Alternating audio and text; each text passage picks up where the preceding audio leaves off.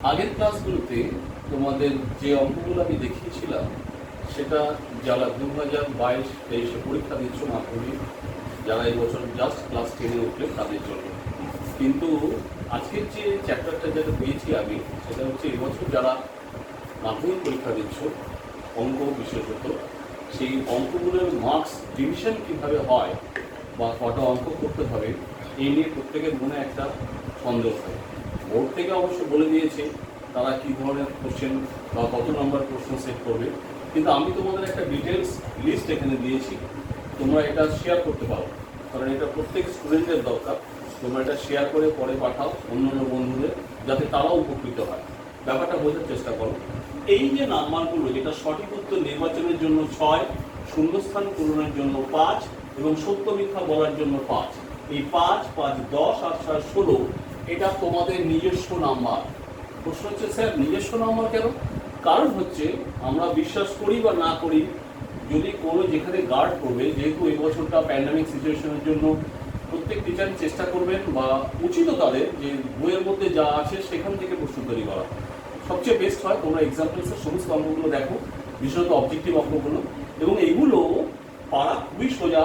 না হলে যেটা আমরা বলতে লজ্জা পাই, কিন্তু এটাও ঠিক, শুধুমাত্র যে বই পড়ার পাশাপাশি আরেকটা ব্যাপারও আছে, সেটা হচ্ছে বন্ধুপ্রীতি। সেটা হচ্ছে হল কালেকশন করেও দেখা যায় যে ঠিকঠাক মতো বলে দিতে পারলে এখান থেকে এই 16 নাম্বার 5, 5, 10 আর 6, 16-তে অনেক স্টুডেন্ট চেষ্টা করে 12-14 নাম্বার তুলে ফেলে। সুতরাং এটা একটা পাস করার একটা নাম্বার তোলার জন্য একটা মাধ্যম। সো এখানে যে অঙ্কের অ্যারেঞ্জমেন্টগুলো থাকবে, যেটা 6 নম্বরের জন্য, সেটা হচ্ছে অ্যারিথমেটিকে 2টো, অর্থাৎ পাটিগণিত থেকে 2টো প্রশ্ন আসে, বীজগণিত থেকে আসে 1টা, জিওমেট্রি থেকে আসে 2টো, আর পরিমিতি থেকে আসে 1টা। এগুলো বেশিরভাগ ক্ষেত্রে থিওরি টাইপের হয়, অর্থাৎ যে অঙ্কগুলোর চ্যাপ্টার শুরুতে যে সমস্ত কথাগুলো বলা থাকে সেই টাইপের। দ্বিতীয়টা হচ্ছে শূন্যস্থান পূরণ দেওয়া থাকবে, সেখানে শূন্যস্থান পূরণ তোমাদের করতে হবে। এক্ষেত্রেও পাটিগণিতের থেকে 1টা, এটা সাধারণত সুদ কষা বা সরল সুদ কষা বা চক্রবৃদ্ধি সুদ কষা বা সমাহার বৃদ্ধি, সেখান থেকে একটা ছোটখাটো দেয়। আর হচ্ছে বীজগণিতের 1টা, জিওমেট্রি থাকে 2টো, আর পরিমিতি থাকে 1টা, এই নিয়ে 5 নাম্বার। আর যেটা সত্য মিথ্যা, সেখানে থাকে হচ্ছে অ্যারিথমেটিক, অর্থাৎ পাটিগণিতের 2টো, বীজগণিতের থাকে 2টো, আর জিওমেট্রিক থাকে 1টা, আর পরিমিতি থাকে 1টা। খেয়াল করে দেখো, এখানে 2টো, 2টো 4টে আর 2টো 6টা, কিন্তু তোমাকে দিতে হবে কিন্তু 5টা। এক্ষেত্রেও তাই, তোমাকে দেখো 2টো, 2টো 4টে, 5টা আর একটা 6টা প্রশ্ন থাকে, তোমাকে দিতে হবে কিন্তু 6টা প্রশ্নের মধ্যে 5টা প্রশ্নের মধ্যে। পরের স্টেপে যাচ্ছি, যে কোনো 10টি প্রশ্নের উত্তর দাও। এটা মোস্ট ইম্পর্টেন্ট। কেন ইম্পর্টেন্ট?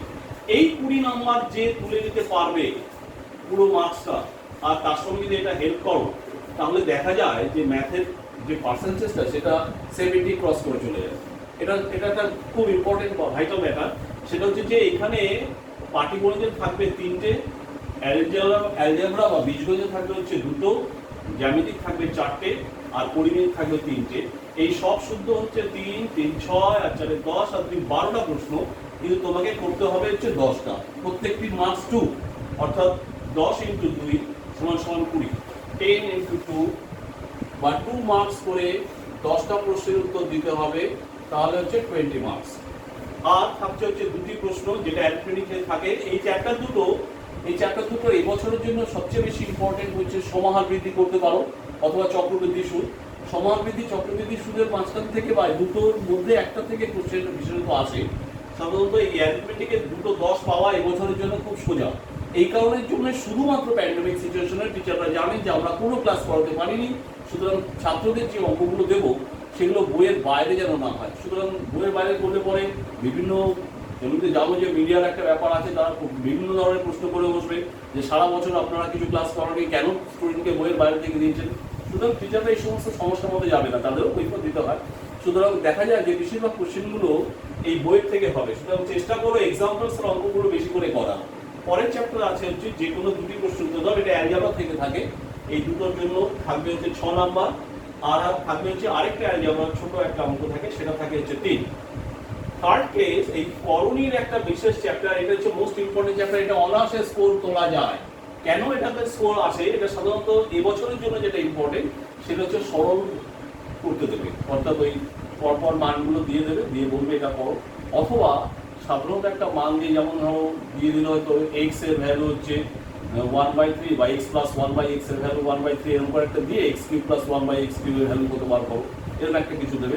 আমি নেক্সট ক্লাসে এর উপরে কি ধরনের প্রশ্ন আসতে পারে তার একটা সাজেশন তোমাদের দেবো। তোমরা ক্লাসটা ফলো করো, লাইক করো ক্লাসটা। আর আজকের ক্লাস শেষ হওয়ার পর আমি তোমাদের জিওমেট্রির সেই পার্টটা দেখাবো যেটা মোস্ট ইম্পর্টেন্ট, সেটা হচ্ছে জিওমেট্রির প্রমাণ। সেটা হচ্ছে এখানে একটা জিওমেট্রির প্রমাণ করতে হয়, 5 নম্বর থাকে। বেশিরভাগ স্টুডেন্টের ক্ষেত্রে ভয় থাকে যে স্যার কি কোশ্চেন দেবে কেউ জানি না। আমি যা বলে দিচ্ছি সেই কোশ্চেনের উপরে তৈরি করার চেষ্টা করো, কাজে লাগবে। কেন শোনো, এত বছর পড়িয়ে মোটামুটি যতটুকু বুঝতে পেরেছি বা তোমরা বুঝতে পারবে, এটা না এক ধরনের জালের মতো তৈরি করা। অর্থাৎ তুমি যদি 10 বছর অথবা যে বছর থেকে আমাদের এই নতুন রিভাইজ সিলেবাস শুরু হয়েছে, এই কটা বছরে যদি কোশ্চেন পেপার দেখো বা তাদের ট্রেন্ডটা ফলো করো যে কী ধরনের প্রশ্ন তারা করছে, এবার তুমি নিজের থেকেও যদি দেখে সাজেশন একটা তৈরি করতে পারো, যদি সেই সাজেশনকে তুমি এমনভাবে ট্যালি করো যে স্পিচার কোশ্চেন সেট করলে তার মধ্যে থেকেই হবে, ইটস এ ট্র্যাপ। এই ধরনের ফাঁদ তৈরি করার চেষ্টা করো সব পেপারের ক্ষেত্রে। এটা ফিজিক্স হতে পারে, এটা বায়োলজি হতে পারে, এটা হিস্ট্রি, জিওগ্রাফি, বাংলা সব হতে পারে। এই ধরনের ট্র্যাপ তোমাকে তৈরি করতে হবে যে ফাঁদের মধ্যে টিচাররা কোশ্চেন ফেলতে বাধ্য হবে এবং তোমার কমন কোশ্চেন, এবং তুমি সেখান থেকে স্কোর করতে পারছোই। সুতরাং এই একটা খুব ইম্পর্টেন্ট ভাইটাল ব্যাপার। অনেক স্টুডেন্ট দেখা যায় যে সারা বছর বই ঠিক মতো পড়ে না, কিন্তু জালটা ঠিক মতো তৈরি করে ফেলে। তারপরে দেখা যায় যে বইয়ের অনেক অংশই সে জানে না, কিন্তু 70% মার্কস ক্যারি করে ফেলেছে। এটা একটা খুব অদ্ভুত ধরনের জিনিস। আমি নেক্সট ক্লাসে এই ব্যাপারে তোমাদের বলবো। জিওমেট্রিক ক্লাসে তোমাদের এই বছর দেবো, চেষ্টা করবো যাতে পরের ক্লাসটা জিওমেট্রির মানে যে ইম্পর্টেন্টগুলো আছে সেগুলো দেওয়ার। আজকেরটা দেখে নাও। সেটা হচ্ছে যে এই যে কোনো একটি প্রশ্নের ভেদ, এটা তোমাদের এই বছরে এদের জন্য নতুন, অনেকের ক্ষেত্রে এটা খুব ইজি, অনেকের ক্ষেত্রে চ্যাপ্টারটা একটু কঠিন। একটা মাত্র অঙ্ক করতে দেবে, 3 নম্বর থাকবে তাতে। এবং আরেকটা যেটা থাকবে, যে কোনো একটি প্রশ্ন উত্তর জিওমেট্রি প্রমাণ, যেটা তোমাদের বললাম, যেটা আমি দেবো এই একটা চ্যাপ্টার। আর যে জিওমেট্রি রাইডার থাকে, বলে দেবে যে এবিসি এত ডিগ্রি অ্যাঙ্গেল আছে, ট্রায়াঙ্গেলটা এত, সেই ট্রায়াঙ্গেলের উপর বেস করে তোমাকে প্রুভ করতে হবে যে এটার মান কত। সুতরাং এটা ওরা দিয়ে দেবে এবং তোমাকে সেটা কনস্ট্রাক্ট করে তার প্রুভ করে দেখাতে হবে। আর যেটা যে কোনো একটি প্রশ্ন কনস্ট্রাকশন, এটা মোস্ট ইম্পর্টেন্ট। এই নাম্বারটা তোলা যায়, যদি এই নাম্বারটা কি করে তোলা যায়, এখানে থাকে হচ্ছে আজকে যেটা এবছর জন্য ইম্পর্টেন্ট, হয় পরিবৃত্ত করো, অন্তর্বৃত্ত করো, এই দুটো করে নাও, তাহলে করে নিতে পারো। এছাড়াও আরও দুটো আছে, সেটা হচ্ছে চতুর্ভুজের উপর একটা দেয়।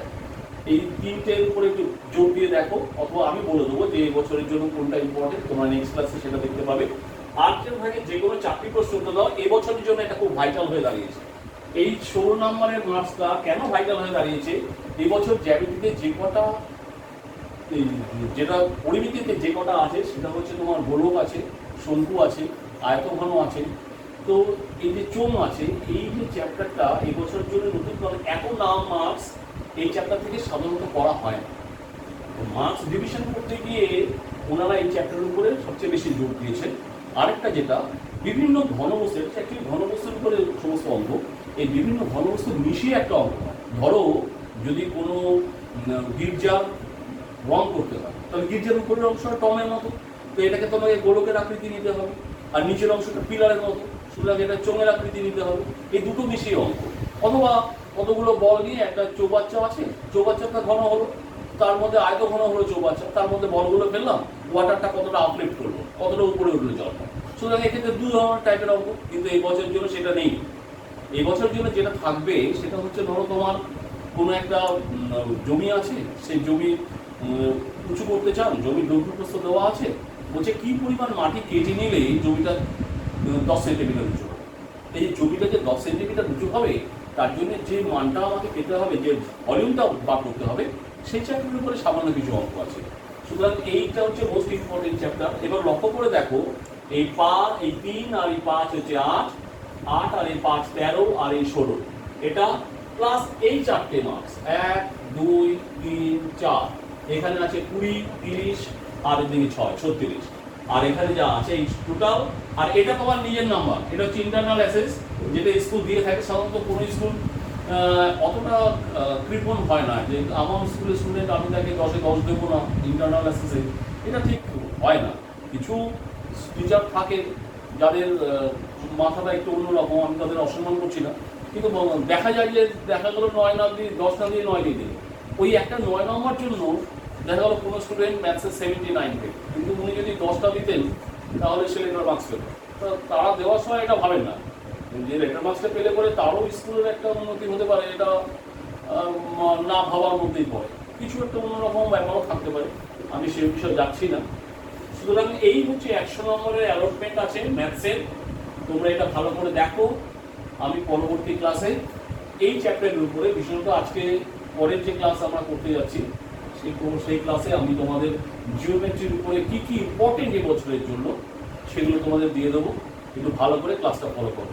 আমার ক্লাস যদি পছন্দ হয় তাহলে এই ক্লাসটা লাইক করো, শেয়ার করো এবং চেষ্টা করো যে সাবস্ক্রাইব করার। এই সাবস্ক্রাইব করলে পরে তোমরা উন্নতি করতে পারবে, আমার ক্লাসগুলো পরপর দেখতে পারবে। সুতরাং সাবস্ক্রাইব করা, শেয়ার করা, লাইক করা এটা সম্পূর্ণ তোমাদের উপর। দেখো ক্লাস পছন্দ হয় কিনা, তবে তো